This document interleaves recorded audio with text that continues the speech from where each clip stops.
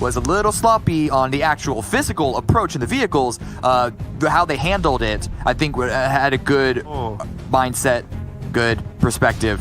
But let's talk about it. This circle, it's another rough one on Vikendi. This is not half. This is less than half of the circle actually being playable. I don't think we've seen a phase 1 circle with this little land in it. I mean, and there have been a lot. There have been some of those ones up north around Trevno. We've seen the down south ones around Hot Springs and Winery. And now we're out here on the West Coast. We're chilling at my end of the world. All right, I dig it. And this is going to be... Oh, man. The rotations are going to be... This is going to be a sloppy mid-game. This is going to be rough. This is going to be a bit of a clown fiesta, if I'm being honest. But we'll see who can take the best of this situation. We'll see who can find order in the chaos or try and make as much order as possible, because there's going to be a lot of fighting on the road. Well, there's not going to be a lot of fighting is, once again, in Villanova. They don't ever seem to want to fight. And I honestly don't really mind it. You don't want to get into a fight that you don't have an advantage in, and when a wildcard or Konina player could be hanging out on any little nook or cranny on a rooftop or even inside a building. It's just, the information is so hard to gather. I don't think we will ever see these teams fight here unless there is like a particular rotational reason to. And even yesterday, I believe it was yesterday, or maybe, yeah, I think it was definitely yesterday, the Vikendi game, that the rotations seemed to be crossed over, but they didn't even fight then. So if they weren't going to fight then, they're definitely not going to fight now. Absolutely. But someone who may be fighting whether they want to or not, Bizana right now goes prone, dodges a little bit of the damage. But Cats coming in here for Nova Esports. I believe the substitute player for Novo. This is a name we talked about a whole lot. Coming on in. Going to be doing work here in... did Cat play in game number 1? I'm going to be honest. Nova was sort of out of the fight so fast, I didn't notice. Yeah, well, they're actually into the fight this time around. Very, very good opportunity to recognize how split up Yala were. There was no one else from Yala on the mini-map, and I'm looking at the main map, and the closest players are all the rest. They're, 200, 300? My vision is really bad. Meters away. It's not great. They're able to execute, find a kill. Sure, it doesn't give them a placement just yet. It doesn't give them a whole bunch of loot, but it's those little things that will all add up. Oh, absolutely. If you can just ding, do a little bit of damage there, ding, do a little bit of damage here, then, next time you face up against a team, maybe they'll only have 3 members, maybe they'll only have 2 members. And again, they literally just drove up, executed him, continued driving on. Like, that was just purely clinical execution there from Nova Esports. It wasn't about loot, but it was about sending a message, and sending a message is what football is looking to do right now. 2 members of Team Queso down. The collapse coming in on both sides. Axel's in a rough position, but the Ayala on the flank actually being able to keep his team in this a little bit longer. But every single member, it looks like, if Team Queso was down, Lutz was able to survive. It is Ayala against the world right now. Footballists look pretty darn good in that last game, and they're going to continue the trend here as Team Queso looking to be the first team to go out. Yeah, I think Ayala knows that his time was basically up. There was almost an opportunity for him to play that tree and play his down teammates as bait, but he wasn't holding the angle for when Foot's pushed out, which... yeah, he knew that everything was over at that moment. Didn't even try and get a trade in and a quick little kill before he was out. That's going out that early for a team cannot feel great, because not only do you get 1 point from the participation trophy, but you also have to sit here now for the rest of the game, not being able to do anything. Maybe distract yourself by jumping into the training range on PUBG Mobile, but still, that's not the same thing as actually competing.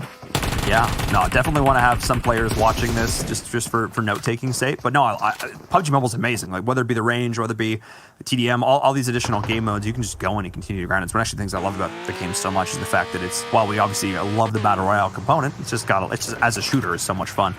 As we're seeing now, B4 Esports, a team that I was looking at their positioning in the last game. We were complimenting them and how they reacted to the circle, and they shifted location, and then they proceeded to not really do a whole lot over the course of the game. There was a lot of fighting on the end of that western circle. We didn't hear from them. But now they're facing off against, potentially, SWAT 69, the team that we talked about at the start of the show. Our analysts went over it, and they said, look, SWAT 69 needs to step up. If they continue on the pace they had in day number 1, 13 kills, they are not going to outplace UDR Killers. They are not going to outpace the team they replaced here in the top 16. So they really need to step up today. Yala already just sending it deep into Dobra. This is a bit interesting of a decision. I understand that safety is paramount here because there's so little land to play, but still, on phase 1, it's a little bit of the playing to not lose rather than playing to win. But football, they are playing to win. Not only do they have a whole wipe on the Team Queso, they have another knock against Halls. That's going to be a 5th kill for them. Easy does it. And now Wildcard, they're also driving past. Everyone is trying to get into the dead center. No one is playing on the outskirts around Goroka. And they want to get some revenge against the team that wiped them last game. Umbra, of course, the team that was looking for kills until eventually, well, the kills bit back, able to take them down in that fight against Alpha Legends and Tempo Storm. But Wildcard, of course, the team they summarily executed at the gas station. They just rolled on in. Acer tried to 1v4 clutch, couldn't quite get it done. But now, facing up against a team of Umbra that's already lost 2 members, this might be a chance for some redemption. See how aggressive they go. See if Umbra give them the opportunities, and it seems like there is an angle held. I think that was Spring outputting those shots, dropping Vindix down very, very low, and Easter, he is. Oh, he's going super aggressive, maybe a little bit too aggressive, but no, that was all bait too. I'm going to give this to Wildcard. Lord, you're usually so good. Not quite there, and now Wildcard facing up against 2 separate teams. Umbra is going to rotate all the way around. They're like, you know what, we don't really want this one, guys. We're just going to hang on here, taking too many casualties as they rotated into the city. Whether it be, the teams on the outside Footballists or Wildcard, all these teams just vying for... And this is... Cameron, I mean, obviously, you're coming into this, you've watched countless hours of PUBG and PUBG Mobile. Mm-hmm. And this is not a circle I'm used to seeing this early, with all these teams stacked up in one city. This is uncommon. Really not, and it's only because I'm looking at the map and also just my experience playing it. If you're not in the city, it's almost big chance. It's almost like if Yasnaya was the only playable area in phase 1, where it's just the city and the wide open fields, unless you want to go to the far edge. And that's not something you ever really want to do on phase 1 unless you're a team that's coming in super late. Alpha Legends is one, Grenada Power is one, and then Nova. But everyone else is just, I guess, make a break for the city and hope for the best from there. I like Wildcard's positioning on the edge of it, so they can at least control the outskirts, the exit, the entrance, and have an easier rotation. Assuming.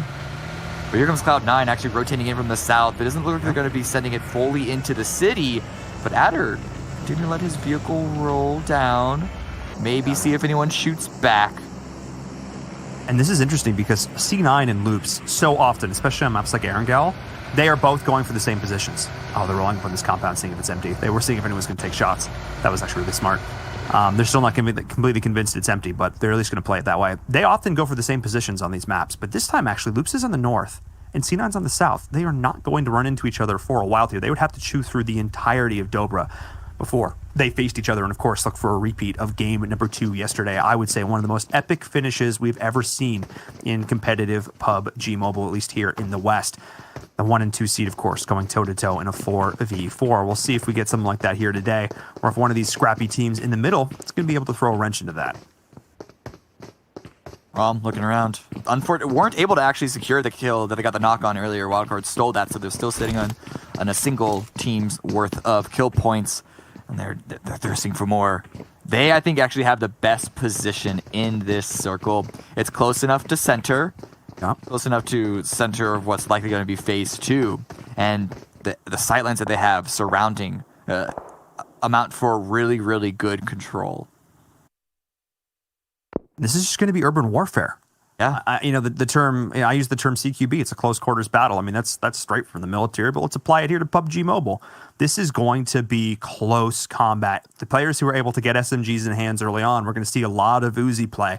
We're going to see a lot of throwables. Watch how they bank them off of things like windowsills, how long they cook them. We saw some attempt at that in the last game. Didn't go so well for Pro Lord. Going to call you out a little bit there, buddy.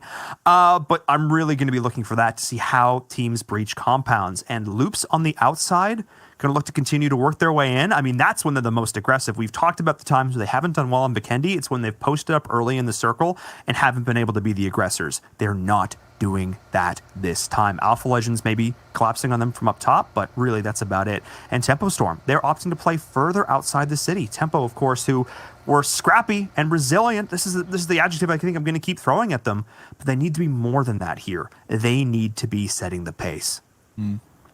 I hope that you have a nice warm cup of tea, a little bit of a blanket, because it's going to be chocolate? a slow phase 2. We saw the map, and for a quick second there, I didn't even know that phase 2 began because it looked so similar. No one was really caught off. Unless, as you mentioned, Alpha Legends continues to push in because they're coming in super late and take a fight against Loops. I could also see Loops. It seems that they're interested in surrounding Squad 69's building. But other than that, there's likely not going to be a lot of fighting. It's all just going to be about information gathering right now. And Kaito rolling up. That's not the information that you want. A bullet to the head. Not really the best source. Guys, I think they're over there. Yeah, I think they're over there. And that's what Kaito's thinking right now. Yelling back to his team. 2 members are down. This was the fight I was looking for. And Alpha Legends just ran into their worst nightmare, rolling on up, getting instant down, looking at the kill feed and realizing it is Loops Esports, the terror of Brazil, coming to take all of your hopes and dreams away. And Alpha Legends will need to be legendary. They will need to ascend, be epic heroes of myth if they hope to take down a team who's already got this first kill. And Dadine, the team captain, is charging forward. Carrillo this time going to be sitting a little bit further back. But if I'm Alpha Legends, I'm thinking maybe we just bail. Yeah, that's exactly what they're doing. Shasser couldn't even get that knock. And I think he's just looking at the positioning. He knows that the push is coming through, but maybe not this close. The Dean can't quite land the shots. Breaking line of sight at the last second. Where do Alpha Legends go? They go back out of the play zone to find a spot more on the eastern side of this angle, but as we can see, there really isn't much. They could go into Critchus, just to the south. Yeah. That's going to give them a little bit of playable area, and now Loops can turn their attention back over towards SWAT 69. Unfortunately, the jig is up. And SWAT 69 actually pushed into them there. That's really interesting. They actually moved up north when they realized they were fighting up against Alpha Legends. I mean, Loops is holding the coast, but I actually think that SWAT 69 moved in a little bit more. This might have been the same compound they were holding, but they've definitely repositioned, and they've taken some damage up against Loops. Loops knows they're there. Yeah. I mean, Loops, I think, knew that they were there from the beginning. It was all SWAT 69 what they knew. If they knew that there was an attacker from the north side. Of course, now that they do, they'll be paying more attention to that. And again, the circle shift. No one is outside of the circle. Nova is going to have more... more reason to go towards the center. Same with Canadian Power. Footballs might have more opportunities, but the teams in Dobro, they're not going to move. I don't think they're really going to move at all unless they try and take Wildcard's position. But at this point, the opportunities for third parties of everyone else grouped up in the city is going to make that way too risky. If there's going to be any engagement onto footballs especially, it's going to be from the north. It is indeed. And speaking of the north, just outside of Dobro here, we see PK and Unique also first down there in the kill feed. KP, though, interesting decision from them. They're going to hold this coast and swim in around the city. We'll keep an eye on that as the battle between Pittsburgh Knights and Unique is heating up, pushing on in. Lightning there, securing a couple of kills. Pittsburgh Knights, once again, Sixless and crew just running for dear life. Frozen trying to find the shots. Can he do it? And no, Pittsburgh Knights able to survive, live another day, just barely. But man, another game, another early fight, not going their way. I think both Unique and Knights slowly inch towards that compound at the same time. But yeah, once you lose a couple members like that, really good this time around to get 2 members out of a tricky situation. Last game, if you remember, it was only 1. It was only Sixless, and now he has Raven to help him out. And they're pretty safe for now. Problem is, how much control are they going to be able to bolster? Are they going to be able to just survive until second place once again? I wouldn't count it. And here's the thing, though, Cameron. We hyped up their performance. We saw the contrast of stats between Friday of last week to Friday this week. I don't want my bar to be, well, at least they got one more player out of that alive. We want more from this team. We want more from this team because we know they have so much potential. And, oh, man, I just, feels like I feel like we're getting down on them a little bit, but that's just because we know they can do so much. And now we're back to waiting. Yeah. Let's 69. Back to watching for Loops. Loops have full control of the north side, and I wonder when they're going to, I don't want to say have to, when they're going to choose to turn it up.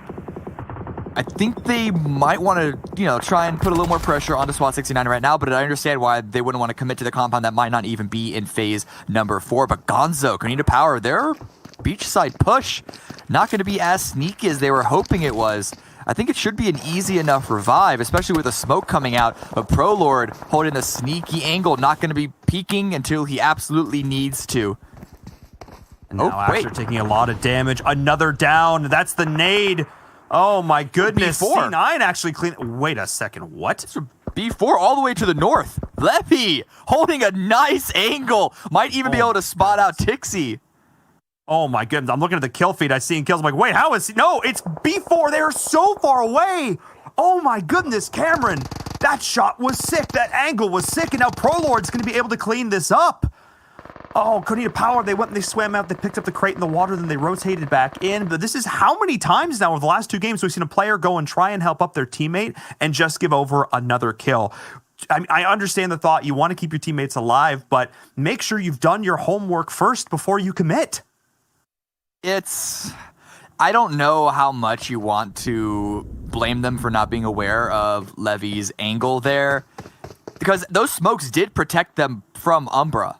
Yeah. But at this point in the game, you have to know that there's at least a couple other teams in the city, and that high ground angle that Levy had, that B4 are controlling, is actually just so impactful. And now that the circle has shifted a little more towards the north side of Dobro, it's now B4 that I think had the best position. Previously it was Wildcard, but now Wildcard, they're going to have to worry about multiple teams approaching them. You can see Dream Beaters just to the south, Yellow just to the north, but over here, Alpha Legends. Wait, Pedro, why is he not with the rest of B4? What? I feel like Pedro is consistently isolated from his team, and now he might have to pay the price. That is, if he doesn't get a sneaky little 1-2 kill on an ignorant Alpha Legends. Oh boy. Will you climb the stairs, not realizing there's a gremlin in the attic? Don't feed them after midnight. I don't know if he's aware. Now, the way he's playing this, maybe they heard a footstep. They may have heard. Oh, I think he heard the wiggle.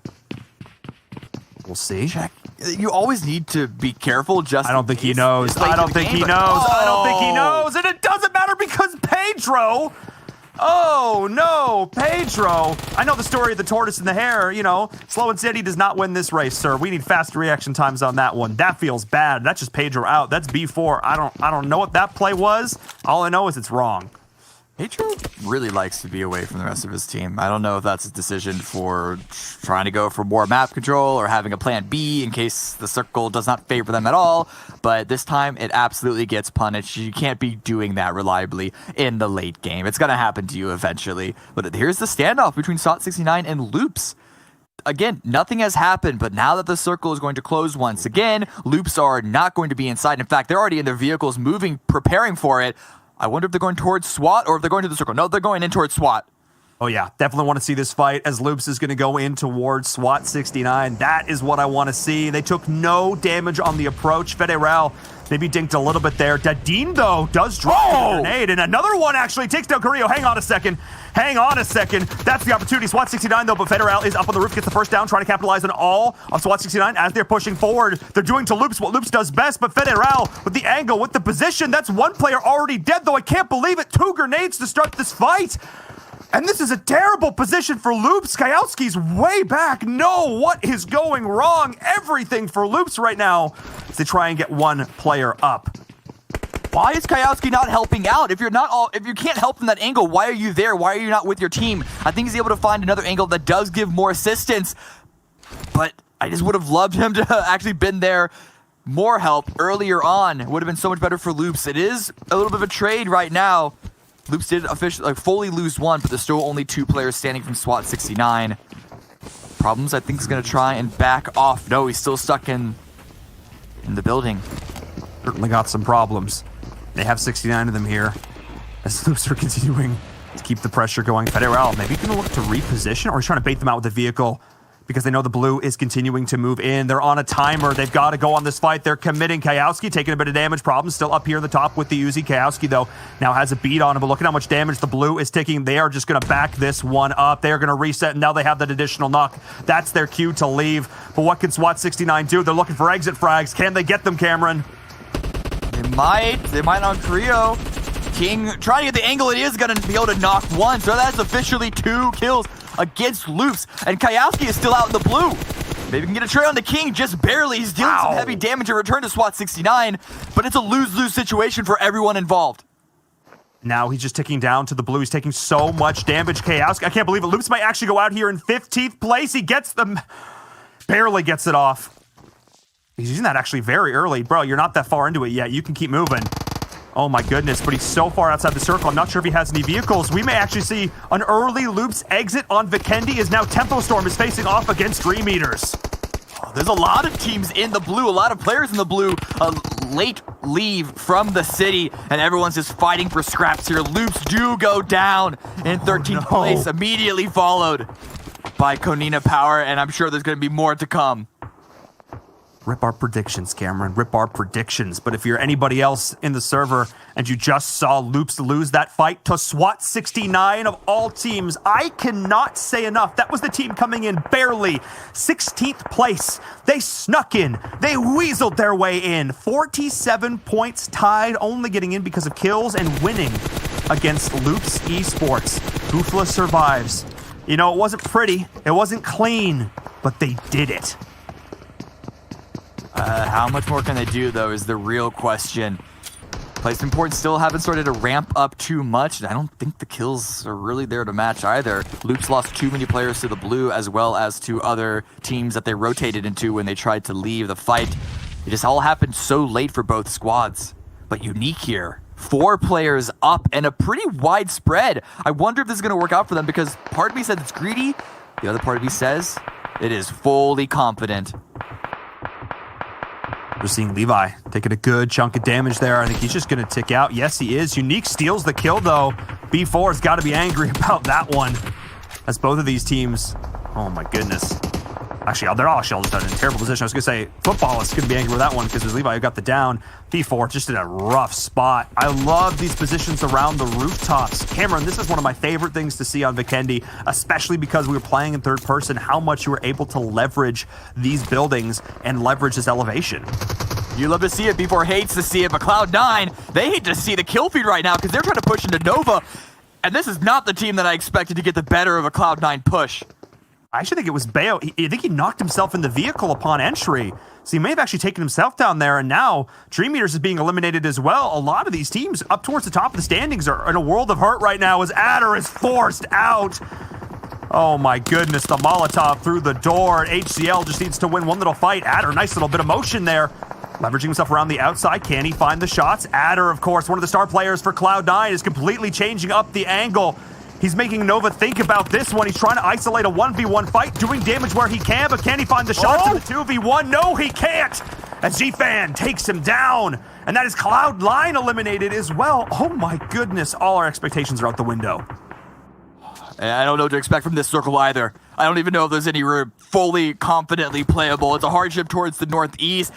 And Alpha Legends, they're the only ones that I'm going to say have any advantage right now. That's just because you don't have to worry about their back.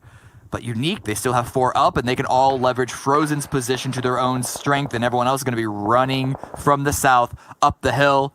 And yes, Unique are playing at a 2-2 right now to pick up as many kills as possible. They had 7 last time we saw them.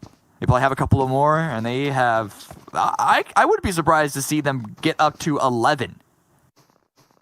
And we're actually seeing a lot of the teams that are vying for the middle of the pack right now. Teams like Wildcard, teams like Footballists, teams like Nova, who are actually down towards the bottom. Of course, Unique, SWAT 69. These are, I mean, a lot of teams in that like 6 to 10 range.